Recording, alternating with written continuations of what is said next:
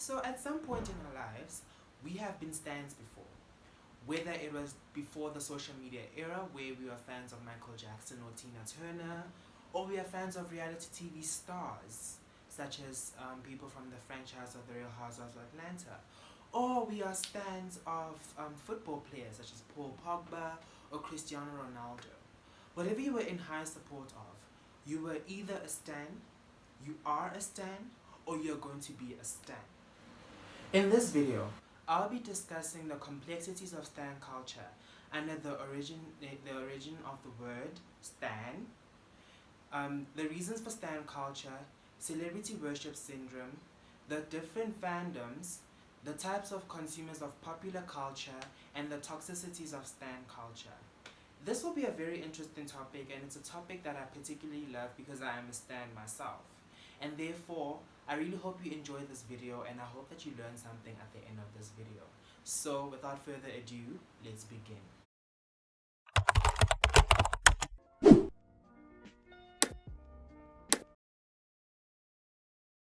If you're completely unfamiliar with this concept, let me give you a little bit of background. Stan is defined in the Merriam-Webster dictionary as an excessively and extremely devoted fan, and an enthusiastic one as well. Basically an excessively and extremely devoted and enthusiastic fan. And it is a noun, but also it is a verb. Okay, so if it is a verb, it is to be an excessively and extremely devoted fan. Whatever. But the point is, it's to basically be obsessed with a celebrity. Okay. So the stan came to be popularized during the early 2010s when people who were fans of One Direction, Justin Bieber, Beyonce, and Nicki Minaj basically congregated and formed what is now known as stan culture, and particularly on Twitter, it was then known as Stan Twitter. But stan is actually a term coined by Eminem in the early 2000s, who made it a diss to an Uber fan who was basically upset that Eminem did not respond to his letters. You know, an Uber fan is basically somebody who's obsessed with a celebrity, and the Uber fan was upset that Eminem did not respond to his emails. And with that being said, stan was initially used as a very pejorative and a derogatory term, but we have since reclaimed that, and it has positive connotations. It still has negative connotations, which I will discuss in a moment, but it generally has positive connotations, and it's used to refer to anybody who is a fan. Stan is also a portmanteau of stalker and fan. So it is also used to refer to people who are extreme fans, who follow the details of every single celebrity, and they basically study and report on the minute details of a celebrity. So that's basically what a stan also is. It's a portmanteau of stalker and fan. Intellectual media and teen noir have released videos about stan culture that are entitled The Anatomy of Stan Culture and Stan Culture, Why Are You Like This, respectively.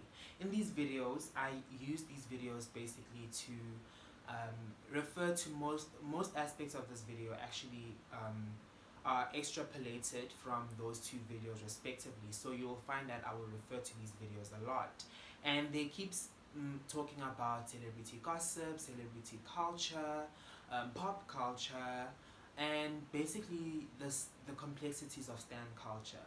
The former refers to why stan culture exists and how it came to be, while the latter video actually explains the toxicities and problematic nature of stan culture. So do watch these videos if you get the chance. I do refer to them a lot. So just the two videos I refer to speak about how celebrity gossip, celebrity culture, celebrity production, capitalism, and stan culture are basically interlinked.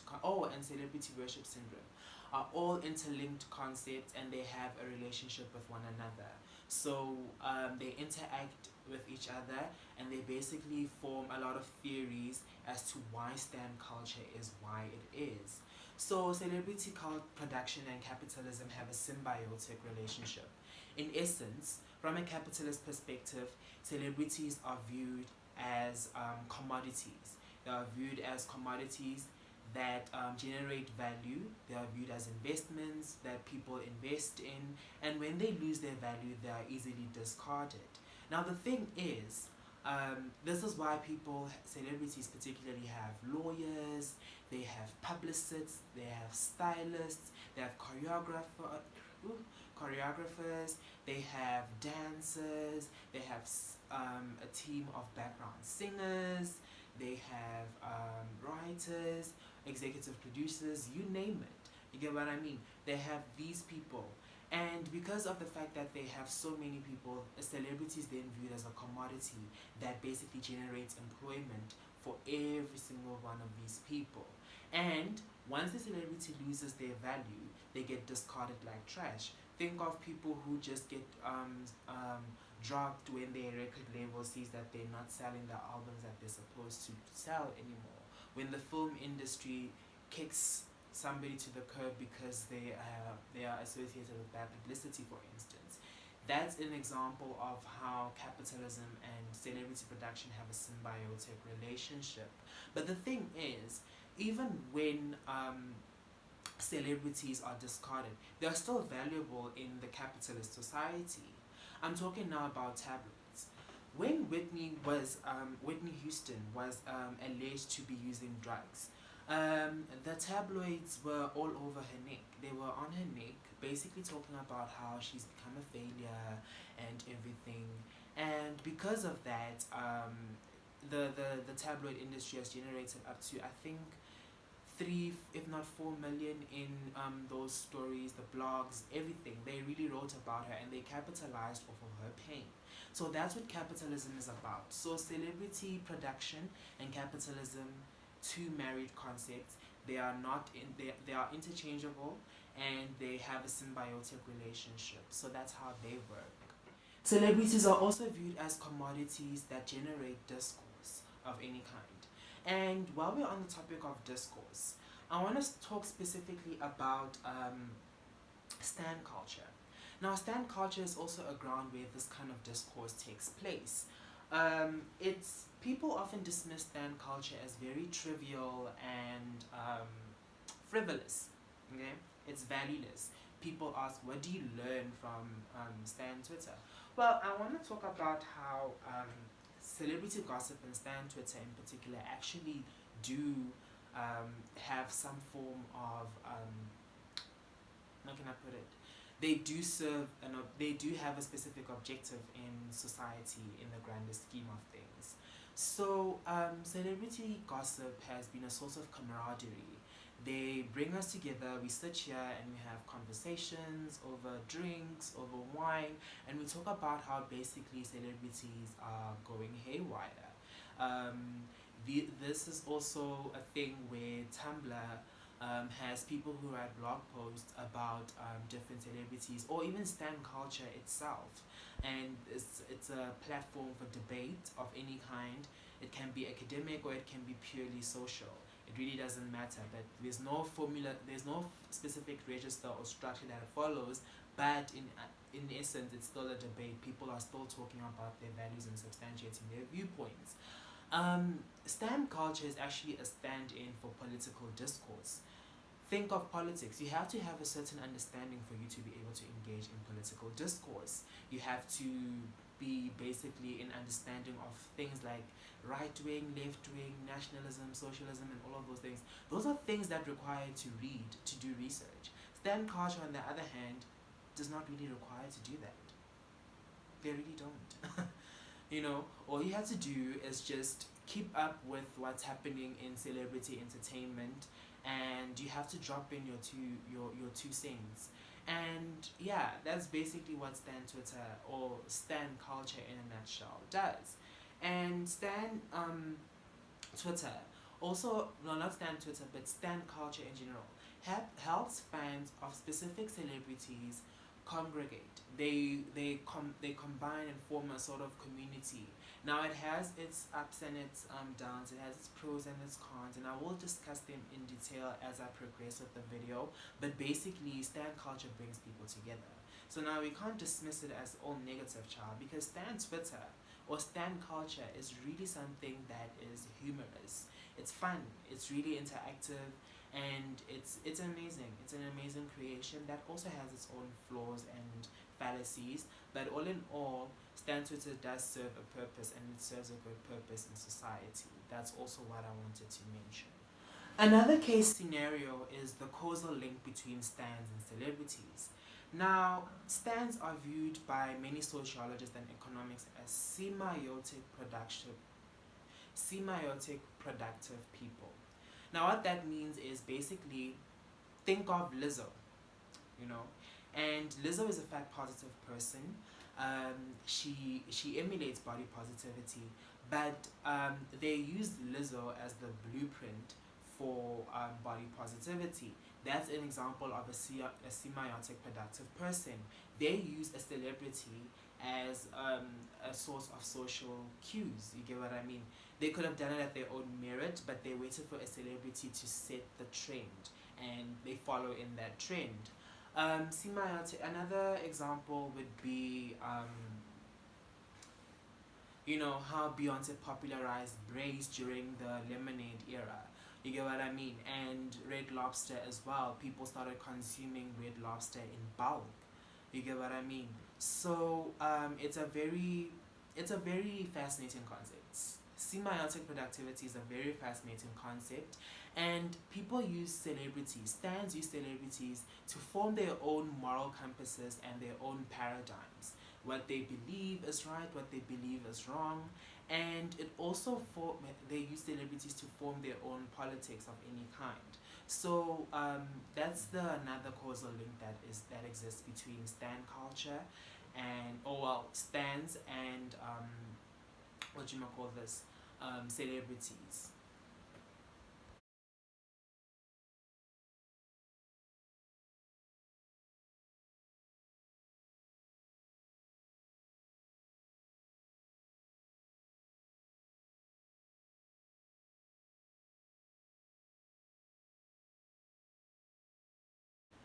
Now, T Noir and intellectual media have both discussed the celebrity worship syndrome briefly. And I want to touch on it, but I want to go in a little bit more detail when discussing this concept.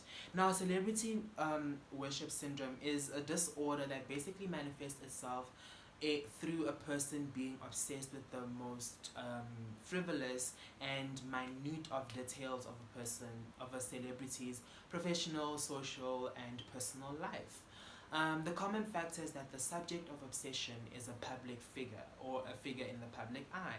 So there can be somebody who's a football player, it can be a politician, it can be a person in pop culture, it can be anybody really. But anybody who's simply a public figure is a subject of celebrity worship syndrome. Though it is not classified as a mental health disorder, celebrity worship syndrome does manifest itself because of mental health disorders. Stans in particular are people who sometimes, I'm not saying all stans do that, but stans are often people who suffer from social anxiety, bipolar disorder, and schizophrenia. And these are people who go from something that is simply as admiration of a celebrity to erotomania, which is basically somebody who believes somebody's in love with them even though they're not, which also is a symptom of schizophrenia as far as I know, according to the DSM-5. But you guys can read up on it. I'm not a psychologist, I'm not a psychiatrist, I'm not a medical student. But anyway, let's continue. Such behavior was subject of a study by a group of psychologists. Let me just remember their names quickly. It's Lynn McCutcheon, Rance Long, and James Aaron. okay?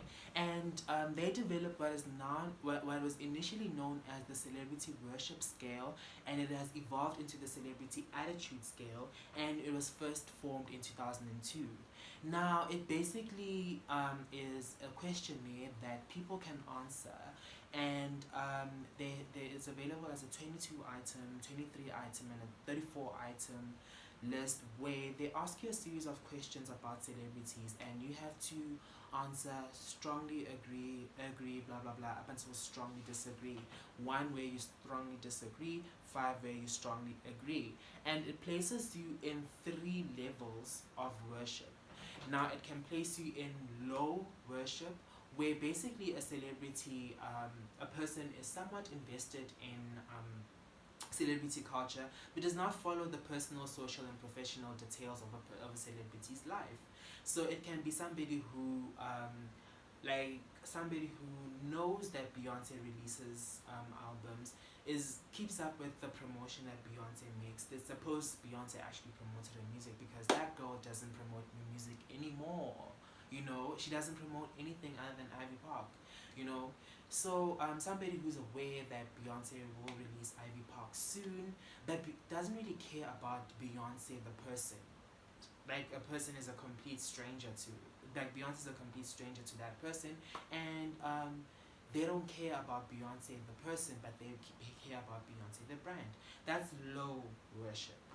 Intermediate worship is basically following the celebrity, yes, investing in their brand, investing in their music, investing in their merchandise, but also you use those celebrities as a source of social media cues. Remember when I said that there's a causal link between stands and celebrities, and they use them to form their moral compasses and paradigms? Yes. So intermediate worship is when a stand basically uses a celebrity as the reason to do something, to thrust themselves in a particular direction. And then, of course, you have high celebrity worship, and that's basically you being obsessed, keeping up with a person's celebrity, with a celebrity's life. You get what I mean? Knowing when and where they are at a particular time, stalking them, all of those things. That's an example of high celebrity worship. Now, due to the evolution of stan culture as a whole and its dynamics, the celebrity worship scale evolved into the celebrity attitude scale. Still with the same criteria, but now low worship became entertainment social, intermediate worship became intense personal, and high worship became borderline pathological. And that's basically what celebrity worship syndrome manifests itself. Now, is it really one-sided? I don't think so. You know, though, if you observe things from a vantage point, you will see that celebrities and stands have somewhat of a symbiotic relationship in the grander scheme of things.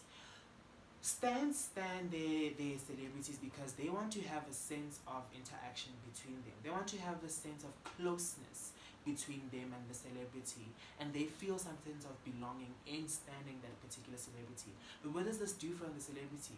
Remember when I spoke about celebrity production and capitalism? It thrives because of stan culture. If a celebrity does not have a particular fan base that actually supports her work or his work, then that celebrity is practically useless, because they don't have a standum, if you will, that does not necessarily support her work. This is why, for instance, Nicki Minaj is always debuting, at number 2 and number 1 when she releases a single. You get what I mean? Even though she free falls after a few weeks, but let's not talk about what you don't want out. Or why people gobble up when Beyonce releases Ivy Park. Or why people gobble up when Rihanna releases Savage X Fenty merchandise. I mean, it's all because of the fact that, well, not all, but it's mostly because of the fact that these artists have very loyal fan bases that whatever the person does, they will support it through thick and thin. It's given, that's my mama and I'm a stick beside her. So that's basically one of the reasons why celebrities also rely on stan culture.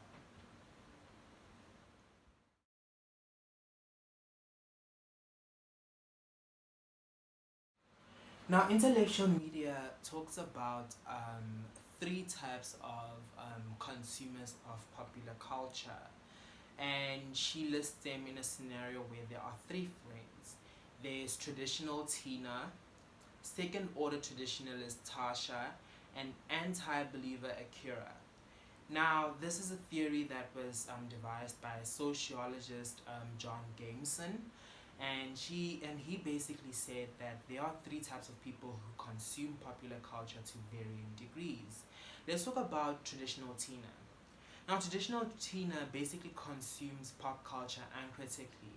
She's the type of person who will gobble up charity events and philanthropic things that, for example, Beyonce does. She will believe that Beyonce is doing it purely out of the goodness of her heart. You get what I mean? And she won't be aware that it actually can be not a publicity, but it can be a publicity thing. You get what I mean? And it's not necessarily to do with the fact that Beyonce is a good person. She believes that she doesn't believe that people who are famous because of the fact that they're celebrity production, but she believes that people who are famous are people who are gifted, and they should be treated specially because of that gift. She doesn't believe that there's nepotism or there is capitalism that is involved that keeps celebrities alive. You get what I mean? She's the type of person that will overlook the negative aspects of her favorite celebrity and will focus solely on the positives, and will do vice versa for any other celebrity that she despises. That is basically what traditional teen is about. Then we have second order traditionalist Tasha. Now, Tasha is a bit of a nuanced person. She knows that there's a team of writers, stylists, and choreographers, etc., that make up Beyonce. Beyonce, you get what I mean? But she still finds escapism and therapy in Beyonce's art and continues to support her, notwithstanding the fact that there is celebrity production going on. And because of this level of nuance, Tasha will still continue to appreciate the work of Beyonce, but she will scrutinize Beyonce, the person, and her politics when necessary. Okay, and then on the extreme end, we have anti-believer Akira. Now, anti-believer Akira is basically somebody who is a very cynical person. She consumes pop culture very cynically. She believes that celebrities are manufactured and they are fake and contrived, and celebrity production exists. She's aware that it exists, and because of that, she believes that all ascension to fame, any form of fame, is just fake, it's manufactured, and it's extremely manipulated. You get what I mean? It's not something that is organic, it's something that is manufactured. She's the type that will dismiss she's the type of person that will look for evidence that will discredit Beyonce's fame of any kind. She's the type who's probably gonna believe that Beyonce is using Illuminati to what's this to ascend to fame.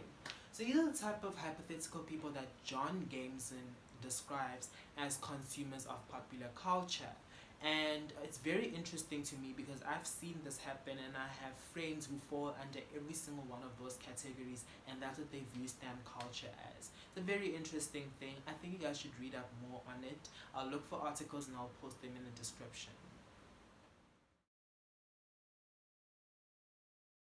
Before, I was going to keep it to myself, but actually, I think I'm a little bothered now. Though I believe that stan culture is a utopia for people who love celebrities, it does have instances where it falls short.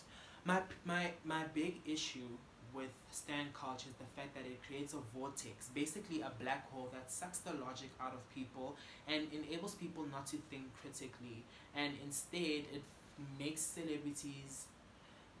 stans want to live vicariously through the celebrities that they love. Don't get me wrong, I love being a stan. I love loving Beyonce, but a lot of the Bayhive that I know, or even fans in general of any artist, they want to live vicariously through their fave. and they get really disappointed when their fave doesn't necessarily do what they want to do. Or what they do is they manipulate themselves in such a way that they live the life that their fave lives, which can be detrimental to the psyche, just by the way. I've met a lot of Bayhive members on and off the internet, and it has fostered a sense of belonging for me. You get what I mean? I felt community. I felt like I belonged to a particular group, which is something that I also like, because I mean, I'm 20 years old. You know, I still want to live life and be a 20-year-old. So as a result, meeting these people on the internet has really worked in my favor and has really done wonders for me and my mental health in general. You get what I mean? So yeah, but it does fall short. You know, I struggle with self-reflection. I'm very likely to overlook the mistakes that Beyonce makes. I'm very much likely to just gloss over the things that she does that are questionable at the very least, or at the very most negative, and focus on the fact that I love her. You get what I mean? So I can't separate the art from the artist. Well, I can. Let's put it like that. I will separate the art from the artist, but at the same time, I will vilify people such as Kanye West fans or R. Kelly fans who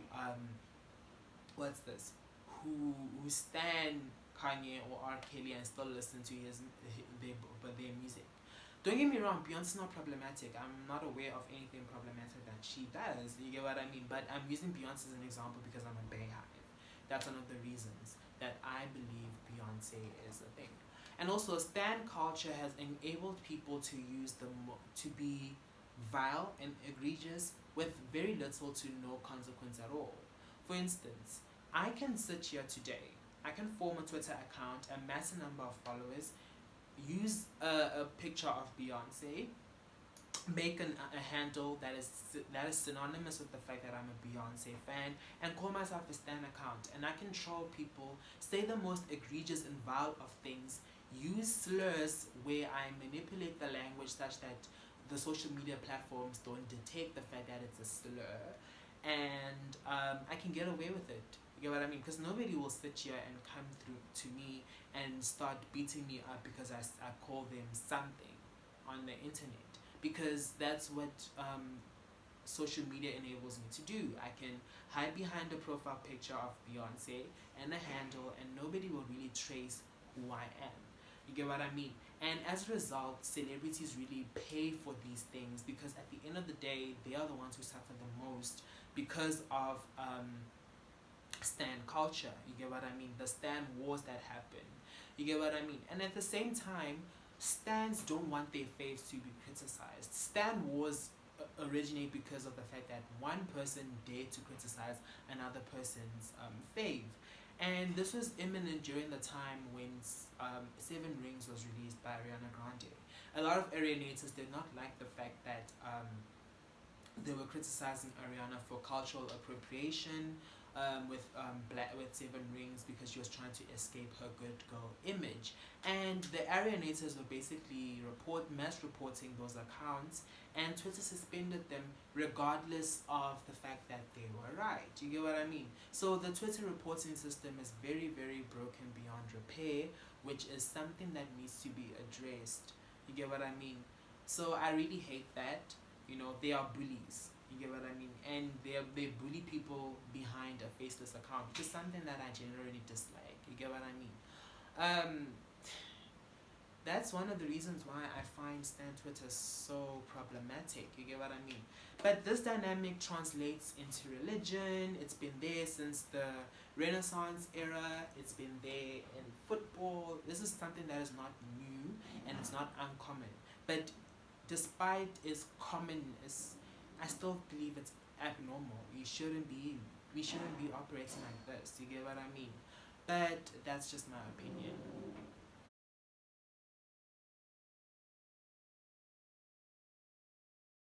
And none of you motherfuckers is gonna make me retract what the fuck I said, because I meant what I said. Well, to conclude this video, I just want to say that stan culture really does provide a form of escapism for teenagers and young adults. You get what I mean? You shouldn't be hating on 15 to 23, 25-year-olds simply because they are stands. You get what I mean? I hate the fact that people would say to me, get a job. You get what I mean? Because I'm 20 years old. I shouldn't be working. I'm a student. I'm at the University of Pretoria. I don't really care about getting a job. I just want to study. And this is what I do in my free time. I'm a stan. You get what I mean? So it is a form of utopia for most of us. So I don't think people should criticize us for being stans. However, I urge stans to form personalities outside of stan Twitter. And although it's a long shot, I really think it's possible for people to just become people who have their own brains and don't have to necessarily use celebrities as social media cues. So that's what I think. Thank you all so much for watching and making it all the way to the end of this video. I hope that you guys enjoyed this video, and I hope that you guys